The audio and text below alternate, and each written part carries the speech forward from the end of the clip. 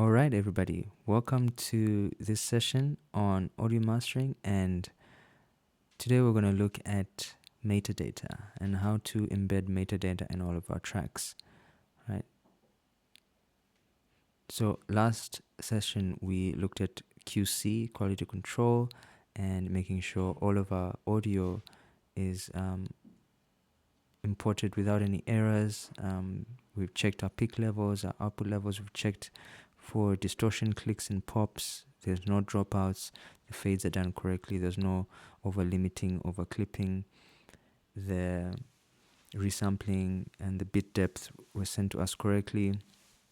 The files were sent to us correctly with the correct in the correct formats, in the correct bit depth, but also information that is necessary for all of these tracks has been sent to us. Okay, so track names, right? The order of the tracks, the correct spelling, correct punctuation, like money right here, capital R, remove these numbers here at the bottom.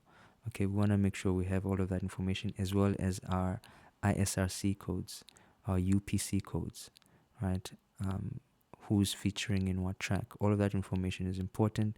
And especially when you upload it into streaming services, you have to do that again. So maybe have a report ready and you put all of that information because you want the right people to be paid for their work. Okay, and then you will also want to send some of these details to allmusic.com and Grace Notes, which allows the music to be identified by music players such as iTunes. It kind of syncs in with the database.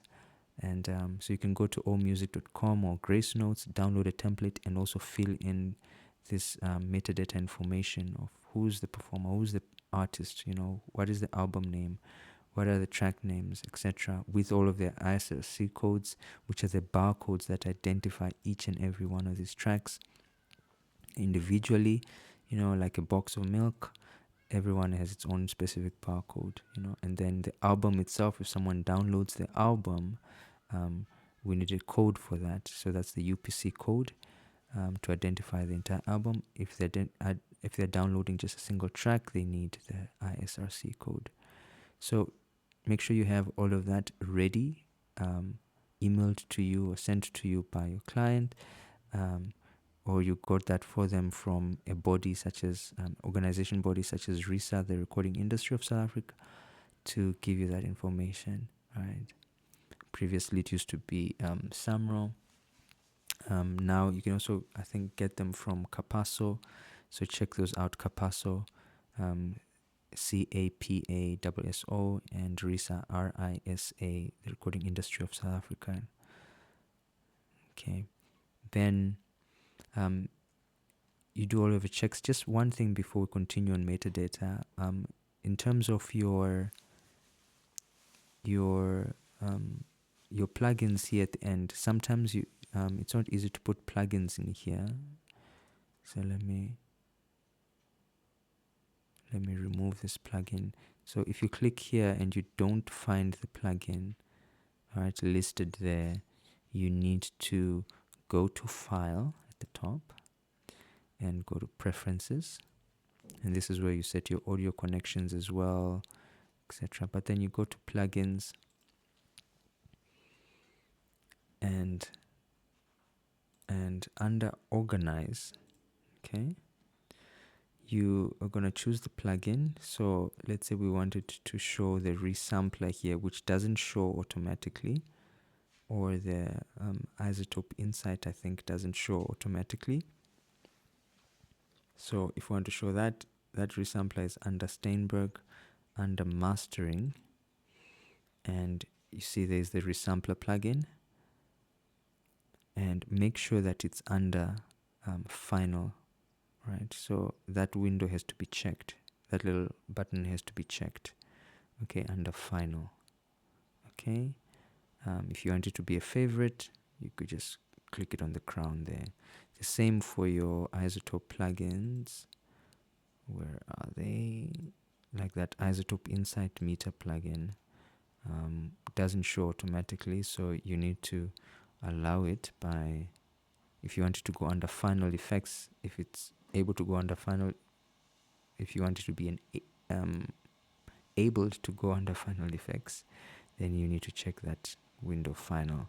But right now I want it to go under playback effects. All right, and you check it there, and then when you click there, it will show in the list, just like this one now shows in the list resampler. Okay, so that's how you get your plugins to show in these sections. It's under File, Preferences, Plugins, and you go to Organize and you check Final or Play. Okay, so let's click File again. It'll close that window, and this is our montage. And where we left it last time was we were analyzing these tracks, getting our peak values, our loudness values, and our DC offset. And now we're back to our montage. So before we render our tracks, we want to make sure we have all of the correct names and ISRC codes, as I mentioned. Okay, so I'll show you how this works.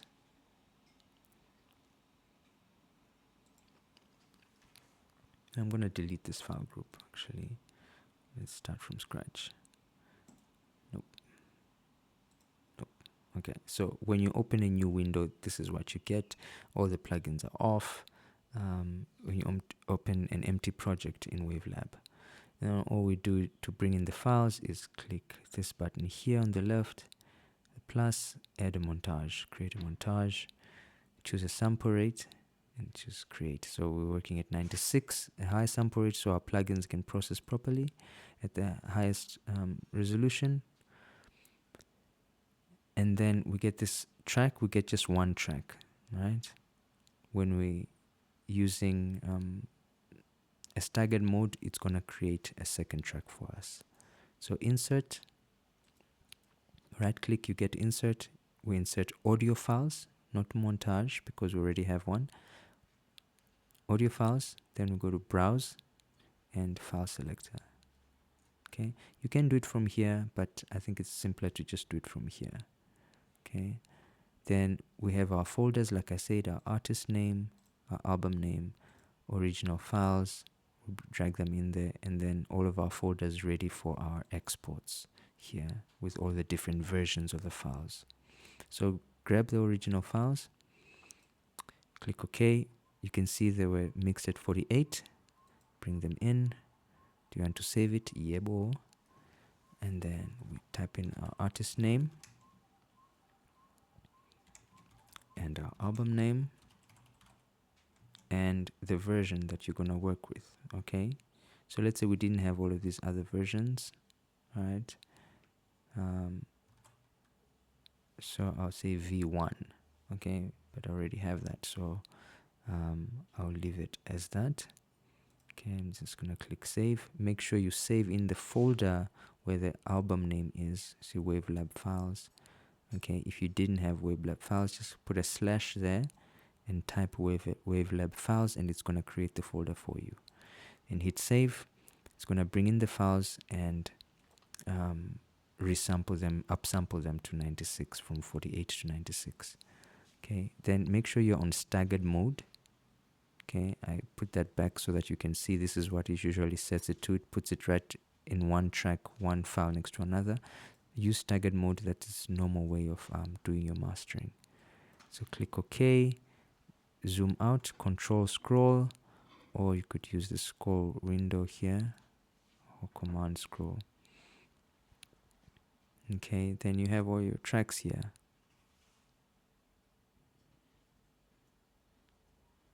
Okay, so at this point you want to have the order sent to you by the artist. If you go to clips, put them in the right order. Intro at the beginning, we know the view was the second track, and you carry on, etc. So you want them to be in staggered mode again, because now we've ruined the staggered mode. So click on the first one, it has to go on track 1. This one has to go on to track 2. Okay, and then your tracks are staggered correctly in track 1 and track 2. Okay, so at this point now, to After you've done your QC checks, your file analysis, like I showed in the last session, you're going to analyze all of these files, get your peak levels, get your LUFS levels, check for DC offsets, etc. Listen through, right? Maybe as you listen through, put in some fades, etc. Move the files together. Make sure you're on edit mode and you set it to global, okay? And then the files will move together. Every file after the one you're dragging will move with the file that you're moving. Otherwise, you'll be doing this all the time with every single file, and it's gonna annoy you. So set it to global and then bring the files in together. Okay, then you can put in your fades, be on fade mode here. Grab your fades and then you can change them to exponential, etc., which is how we hear, closer to how we hear. We don't hear in linear mode. See this track here, looks like it's cut out, so you might want to listen to that section and see what's happening there. If there was a mistake done there, maybe it's fine. Okay, maybe this was a little bit too close. Maybe let them fade in like that to each other if it's in like album style listening experience. All right, so you're gonna do your checks, make sure there's no clicks, pops, all of the stuff we spoke about in the quality control checks. Then when you're done with that, we're gonna jump into metadata now. So to set out your metadata, you want to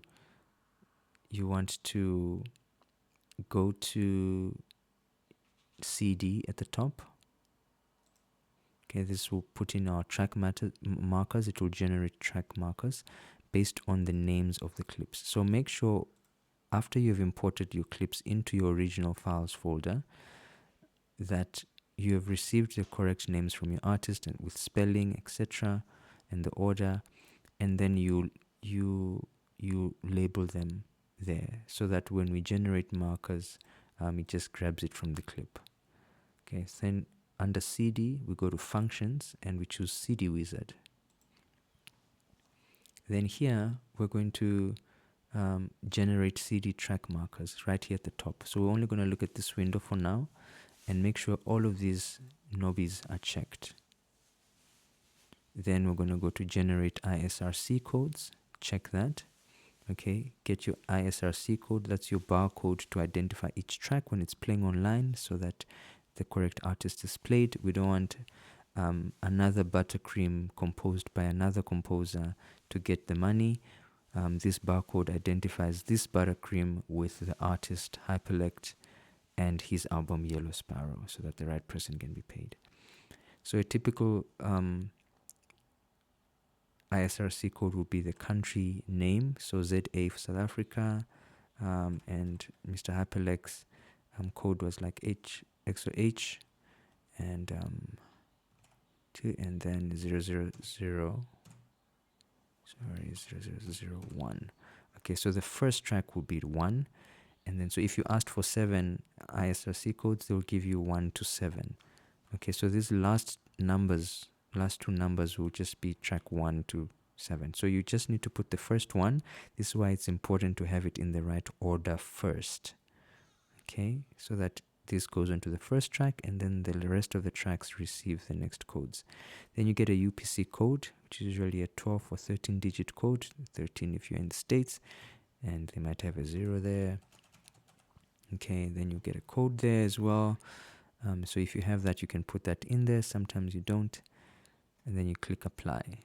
All right, so this has now generated track markers as you see there. Okay, with the names from the tracks. So if I'd named the tracks correctly, those will be already done, but I can always go back to my clips and fix the names of the tracks. Just double click the name and I can make any corrections there. Double click, remove the numbers, money right here, maybe I want to put a capital R, So you can put a capital R there and remove the numbers, etc. Okay, so make sure that all the naming has been done correctly, because when you render the files, MP3 and CD and all the WAV files that can take metadata, you want them to have the correct names and artist information in the correct codes. Okay, so going back to CD, see now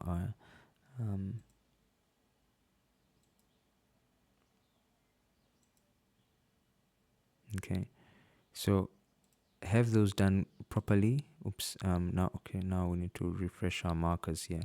So let's just do another generation here. CD wizard, generate markers as clips. Okay, just do the same process again. Should have actually done this at the beginning on our clips. Hit apply, and there we go. Now our markers are renamed properly, and this is what the render function is going to use to read the regions when it's exporting the names. So under CD here, now you see the correct names, and you also see your ISRC codes are numbered 1 to 7, so track 7 there, track 6, 5. But now we also need to add CD text. Okay, so there is where we'll add our artist information, who's featuring, who composed the beats, etc. So we go to functions and we choose edit CD text. And then you see your album name here. Our album is called Yellow Sparrow. Yep, Yellow Sparrow. Okay, performer is hyperlink. Right. Then, if the performer is the same for all of the tracks, okay, like this, we're gonna just click this button. It's gonna copy to the following tracks. All right, all of the other tracks, if you use the scroll wheel here, right, you'll see all of the other tracks. So at the top is album. Click this button here. It's going to copy it, and now the performer is listed on all the tracks. Okay, then the names of the tracks that came from your markers are also there, right? But we want to copy them onto, embed them onto the CD text, right? So the title of the track is intro. You can just click this button, it will copy it from here onto the title. Or you can click the next button here on the right, and it will copy it for all of the tracks from the title onto this text here. So click that, and then we have all of that named, right? Then if there's anything special, like track 7 was featuring someone, you can just put that performer featuring hyperlink, featuring Mr. XYZ. Okay, then some people also want it in the title. So the title of the track, when it's playing on Spotify, you want the title to have, if you want it to have the feature as well, you can put it there. Or if you put it under performer, it will just be under the credits. So you can put it on the title of the track as well, featuring Mr. XYZ. Okay, so you can specify little changes for all tracks. Maybe the composer of the beat, was Mr. ABC. Okay, so you can go up and just make specifics on each of the tracks. Maybe this was another person featuring here, so you can add a feature on track 5, etc. And then you click OK when you're done, and then all of the CD text is listed there now. So this makes your rendering process much smoother, and all the information will be done. Right, so you want to do this at the beginning before you start your editing and your effects, your EQs, compressors. You have your CD text put in there, your ISRC codes put in there. So when you have all of this done, you can, if you're going to do vinyl mix, for example, right? For some reason you're going to go into a vinyl, you're going to do a vinyl cut. A vinyl has side A, and then you turn it around, and then you put it back on the player, and it plays side B. So we want to split the tracks into side A and B. So we could usually go to halfway. So if there were 8 tracks, we'll go to the up to the 4th track. But now we have 7, so we're going to choose 1, 2, 3, 4. So it's fine. So, but you can see these tracks are faded into, so we don't want that. Also, okay, just also side note, remember with your markers, just make sure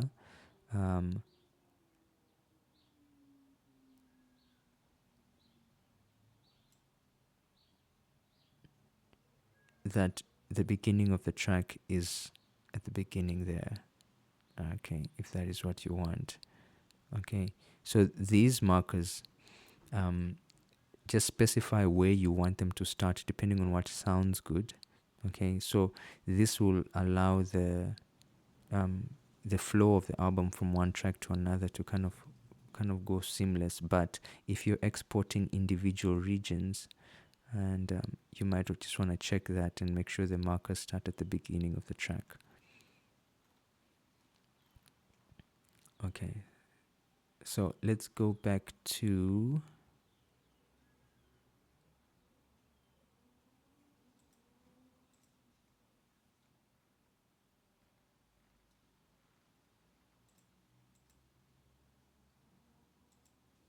okay, we spoke about our ISRC codes, and yeah, so you make sure you have your names, your artist information, all of the CD text embedded, the UPC codes embedded. Then you're gonna we had an example of going to vinyl, for example. So track 4, we don't wanna have these two fading in, because if you have side A and side B, they can't flow into each other because you have to turn the disc around. So you'll need to space these out or find another place to change to side A or B. So wherever is halfway in the music. So all you need to do is now, if you go to your CD, that's fine. If you choose the first track, under group, we say that will be group A, so that will be side A.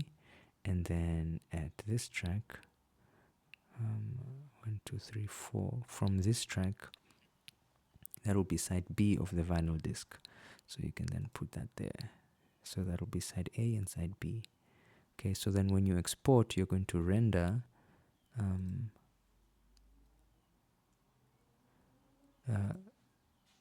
oopsie, where is this thing? CD track group. Okay, you're going to render side A, and then you're going to do a render on side B, so which is these 3 tracks. Okay, side A would be these 4 tracks, and then those you put them in a folder under vinyl, and then you can send that can also be 24-bit as well, and then you can send that to your vinyl cutter, and they will be able to then know which sequence of songs is side A, which sequence is side B. All right, so you put that in, right, as your metadata as well. But then to export this file, we're going to go into functions, and we're going to generate a CD report. Okay, this will be the last step. Okay, and in your assignment, you'll do this as well. So you get this window. It looks a little bit complex, but you don't have to worry about anything except making sure that you're exporting all CD tracks. Okay, if you're doing vinyl, then you would print a report for side B, and then you print another one for side A, so that you tell the guy who's at the manufacturer who's reproducing the vinyl that, okay, here's the PDF that goes with this audio file, this is side A, here's the PDF that goes with this this image or these audio files, this will be side B. Okay, and it will have all of the lengths of all the tracks from seconds all the way to milliseconds. But for your assignment, all you need to do is just export an audio CD report of all CD tracks. Just make sure you have all CD tracks selected. It's usually set to HTML, but set it to PDF. Make sure the name is correct here. So you can just write Yellow Sparrow CD report, and then make sure it's under your exports. It goes under your exports. Select destination. It's going to your exports. Okay, and then all you need to do is then click apply. So all CD tracks, the name, and it's going to the right place. Make sure it's a PDF. Forget about everything else. Click apply, and voila, it's created a CD for you, a CD report with the names, with the artists, with the composers, etc., with the ISRC codes and the UPC codes. All of that will be in there that you'll need to hand in for your final mastering assignment with all your metadata, etc. All right, and then click OK, and then you'll be done. All right.